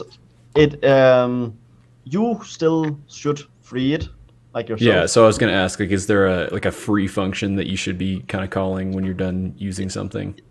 Yes. So I wrote new, and now I got new stored on the heap, and I got a pointer back to that. And when I do this, notice that I don't have to do the arrow expression that I have to do in like a C++ based language. I just do dot. That works out great. I can then free the memory by typing free. And there you go. Now I've freed that memory, and so the heap allocator can start using that memory again.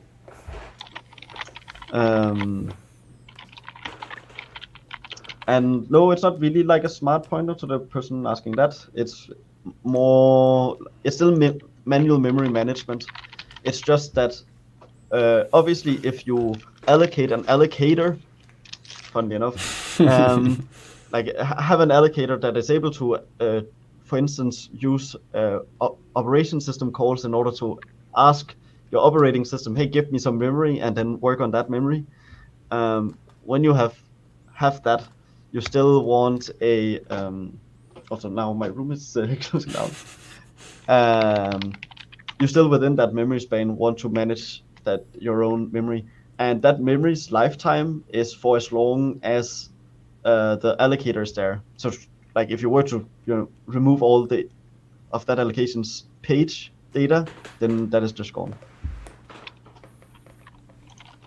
And yeah, there's also a very nice thing that you can do. You can use another allocator, which is called the temp allocator, that someone just wrote in the chat, which is this one. To anyone that has used our version, the entities Dutch version of the native collection package, there's allocator.persistent and allocator.temp. That is what that is. The temp allocator there is very similar in implementation to our own. So does it basically just kind of automatically free the memory when the variable goes out of scope? That I do not know. Maybe or if there's like some kind of automatic cleanup step that happens at some point. The temp allocator that they have is a rewindable allocator. It's very similar in implementation to the one we have for ECS systems, the world update allocator. Mm-hmm. I just don't know how often they rewind the allocator. So I actually go to evict the memory, and yeah, you can type in free all on that allocator, and then it will just free everything in the allocator. And so that's like specifically saying, hey, free the stuff in the temp allocator right now. Yes. Okay, so yeah. It does not automatically free the memory. You just call free all, passing in that temp allocator whenever you want to free it, or you can set a point at which you rewind. Okay, so you still kind of have control over it. So yeah, it is actually exactly like our rewindable allocators for systems, except in the fact that if you were to write it to make it run every frame, then it would also clear the memory every frame, where we have a double buffered rewindable allocator where we switch, so you always have two spans of allocation, so you can use the past frame in order to set up the next frame's allocation. Yeah, so that's sort of the basic overview of memory. Now, there is times where you have a C function calling into this, where you actually will not be able to new up anything. So right now, I'm able to use this implicit parameter context, and this context parameter is just stored in everything. If this was a C function, here, this is a compile error, because I don't have a context. I manually have to set up a context. So I can just context, boom, and then there is context, what is that called? I know there's a function, I think it is in base runtime allocator. Is it the heap allocator? I think it is the heap allocator. There you go. No, that's just one of them. Actually, I think context.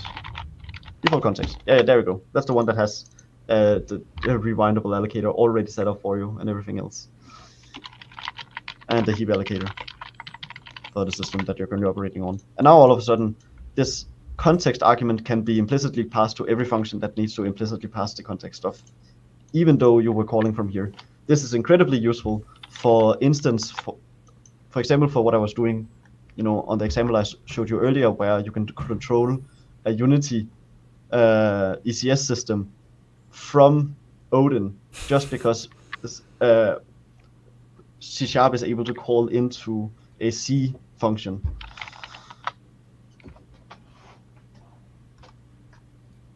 That's awesome. And I think that's awesome, and I think we should probably talk about Raylib another time. Yeah, I was thinking that, we should probably just dedicate another episode to talking about Raylib.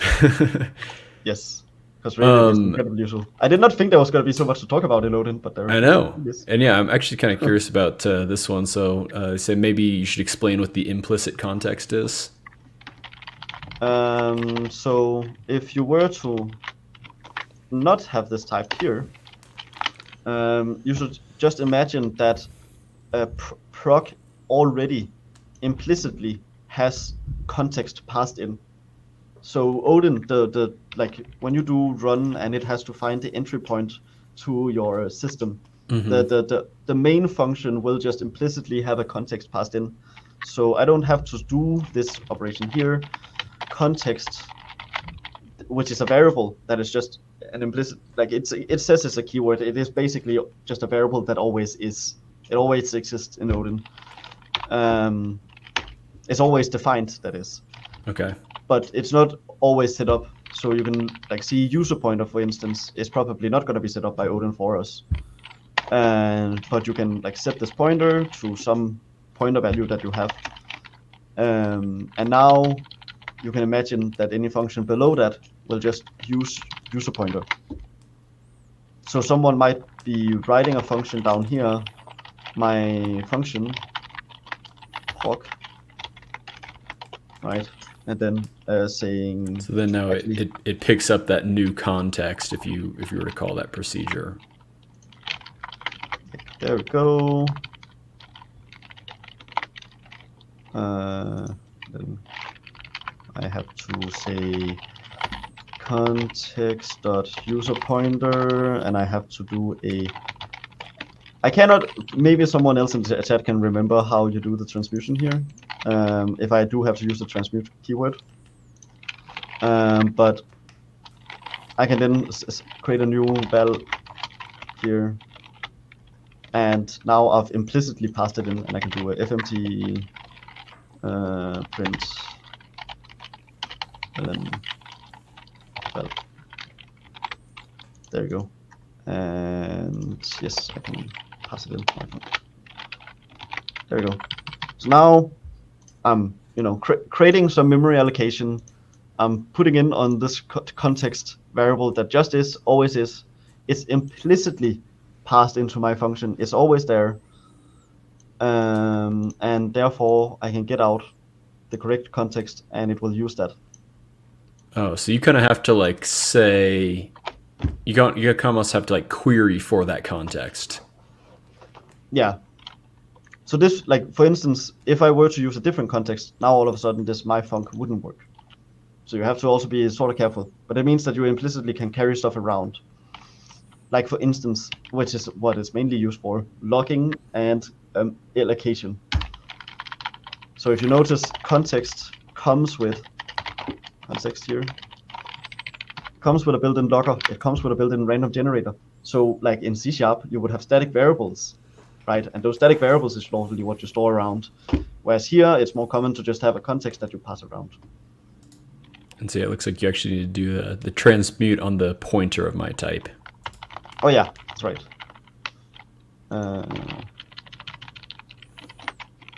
Yes, it's a pointer of my type.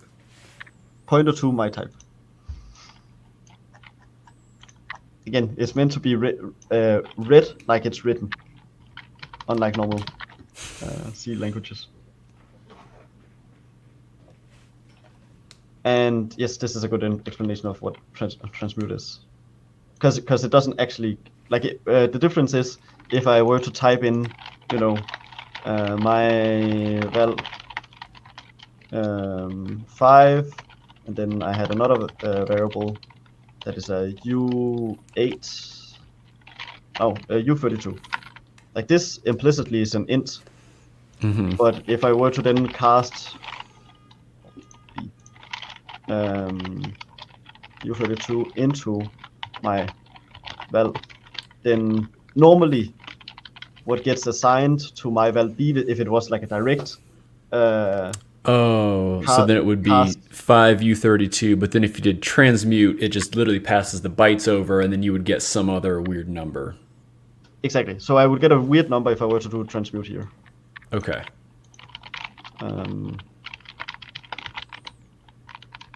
Like this would definitely give me a weird number. And why is it complaining? Do you have to pass? I think you passed my val into the. Oh yeah. My val. What is the size of my val? Is an int. Is an int not the correct size? No. Do you just do 8 versus 4 bytes? I feel like they should both be 4 bytes, right? U32 is 4 bytes. Is this a Odin compiler bug? I'm kind of suspicious here. Unless, are you supposed to do Like if I were to do Transmute I32 of. here. Okay, I32 it would do. Transmute only works for types of the same size since a reinterpret. Int is I64 on 64-bit machines. Okay. Oh, that's why. Okay. Us Interesting. C# programmers. Yeah. And that's actually the main reason I also asked the Odin community. That it's gonna be Smart. 64. Have some backup, yeah. Yeah. Anyone from Odin that the community that wants that thinks I'm missing anything important here? I guess I haven't been talking really about dynamic arrays or any of that sort. Like different collection types, essentially. Yeah, there's built into Odin. There's both a hash map and what's it called? A dynamic a dynamic array that you can append values to. But yeah, my hash map. Also, I'm very consistent with naming schemes here. The underscore is more common to Odin. This is more common to us C# programmers. Like using underscores. Using underscores is more Odin syntax, you mean? Oh my god, yes, this is incredibly nice. So an enum, we've all seen an enum before. My enum, write it like this. Option A, comma, option B. Now, it is not uncommon that you would want to have a bit set of option where you can have both option A and option B. Now, I always forget the syntax, and I'm sure someone else in here would not forget the syntax as often as I do for this. It's a bit annoying. So let's look at bit sets quickly.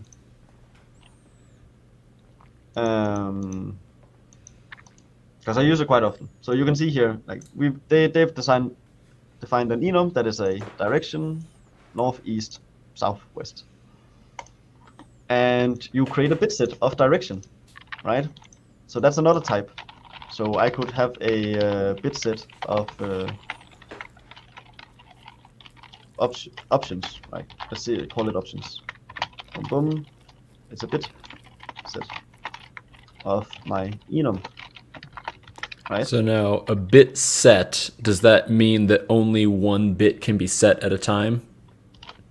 No, it means that, and I think you can, like, is it here that you can say what the size of it is? It's either there or like over here. No, it's not over there. Where is it that you can say the size? There's a way to define the size of a bit set, I think. In either case, a bit set has like a predefined size. Oh no, it's a part of the enum. So U8, I think. Oh, it is. Yeah, you're right. A bit set does have a size, and it's right there. U32. And it's basically just a bit mask. So yeah, it's multiple, a bit mask. multiple can be set. Yeah, I can have up to 32 options in this enum here, so that I have 32 bits in here, because I have 32 bits in here. If I were to have more options in here, then I couldn't do that. But as far as like the syntax goes, I can, for instance, do like hello, which is gonna take the option. It's options, and what kind of option is it gonna use? It's gonna use this option, and it's gonna use this option. Notice how I didn't have to do my enum dot option A, my enum dot option B. I remember, yeah, this is something that I think Ginger Bill brought up in the Primogen stream yesterday. How you can just do the dot. Like you don't have to define the enum type every time. And then I can check this bit field by doing this. So I can do like fmt print line. I don't know, my for val. It's a little cursed at this point. Actually, you can log the p value up there. Yeah, so I'm logging 5. Oh yeah, that's right. If this was a negative number, this would be a crazy high number. Yeah, there you go. Cool. And if there was, let's say I were to remove this from the bit set, then there you go. Now it wouldn't return 5 because option A is not in hello.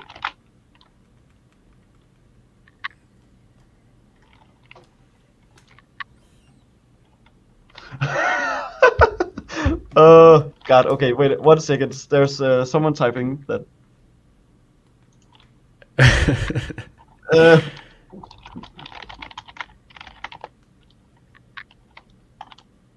Is this some These are the people. Scandinavian code you guys are? Yeah. No, these are my friends that have pizza at my place right now. And Oh, okay. I am at the unit office, and they are all inside my home. It's incredible. They're having a pizza party at your house, and you're just like streaming. Yep, pretty much.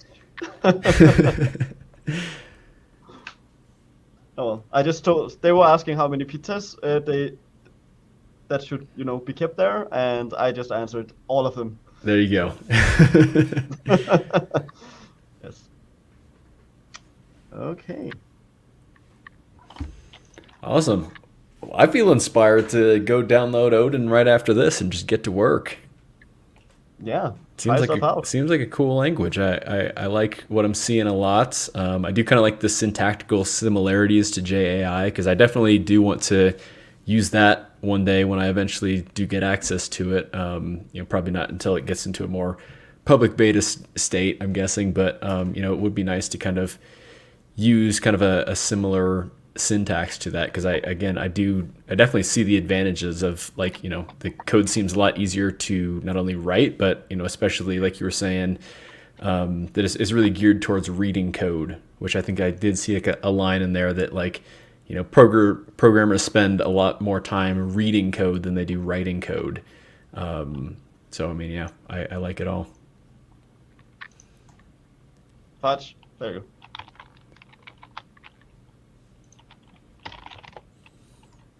Yeah, I do agree. All right. Well, any parting words on Odin for us here today? Actually, there was one thing I didn't show, which I really want to show. Sounds like you don't want to eat your pizza. I can always come back. No, there's one thing, the using statement, which is something taken directly out of Jai. You might have heard of this thing, which is, say I want to use this val here, but as if I were passing that into my function, like here. I want to just use this function as if my type was always here. I can then type using. Now all of a sudden I don't need to type this. I don't need to type this.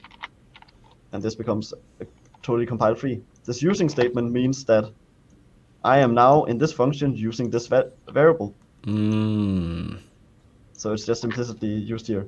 But cool. It also works in types. So now, of course, this here is a little weird. Let's turn it into like a 232 here. Then using, let's say this was a position, like an XY position. Now all of a sudden, I can do pos dot x. Oh, okay. Actually, I can do, more importantly, I can do x equals here. Because okay. Because here there's a val. I could also have done val dot x, right? Because val, type is val. Well, val is my type. Implicitly, it almost just kind of like passes through to whatever that is. Exactly, it flattens the hierarchy sort of. Cool. Which means that you can very much start like refactoring. Like now, all of a sudden, all of my code. You guys need to put that into Unity ECS so I don't have to do like component.value.value.value.value.value equals 7. I rewrote part of the Roslyn compiler for like a point to do that, and it works. I have a version of Roslyn that can do that thing. You have the absorb keyword, and it will absorb the type. So you can do this. and it's incredibly useful because you don't have to retype any of this code. Like I didn't have to retype any of this code, but now I could have it stored on a pointer instead, and all of a sudden I could put that memory elsewhere. If this was like a hot path, I could have put in that entirely different place. Yeah, as Rahid Tak very well puts, instead of doing miss vertices position X, you could just do position.x. Easy. I like it. Easy peasy. It's great. Yeah. So, anyways, I'm done. And that was the last thing because it's such a jive feature. It's Cool. Well, that sounds good to me. So I don't know if you have anything prepared, but kind of we like to close things out with our dynamic allocations portion of the show, where we just kind of share some fun, random things with the community here. So one thing that I wanted to share is a new game that actually came out today. It's called Feed the Deep. It's by a developer, Luke Muscat, who maybe some of you have seen. He posts videos on YouTube, just kind of like doing like devlog stuff and all that. But he's kind of known for, he worked at, is it Halfbrick, the studios that made like Jetpack Joyride and all those types of games. So he's done a couple like retrospective videos about the development of Fruit Ninja, Jetpack Joyride, all that stuff. So he's got a lot of really good videos on his YouTube channel. So I do just want to call him out, and yeah, do just send him some love, because he started his indie games career and just posted his, or just released his first game today. 15% off, a little discount here. So it's just under $6. So definitely a very affordable game here. So I'll go ahead and post that link in the chat for you all. But yeah, it's kind of like a cool like underwater exploration type game. You kind of play as like a scuba diver. I think there's kind of, some roguelike elements to it, procedurally generated maps and all this stuff. And yeah, seems like a fun little game, and it's been cool to watch his progress over the past, I feel like he's only been making it for like a year or so. So it's, came together fairly quickly, and yeah, definitely a cool little game that I do want to check out. All right, Danny, you got anything for us?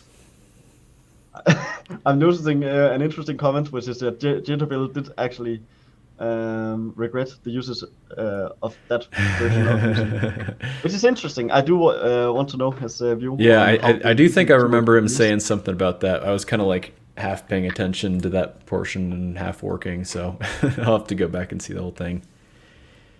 Yeah, and also I did not mention this. I will quickly just show it because I think it's a very simple feature to understand.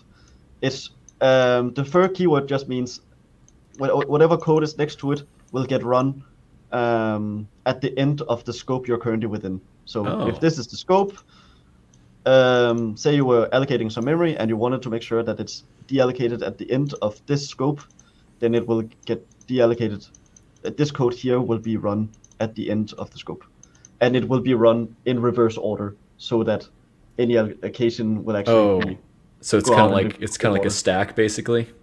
Yeah.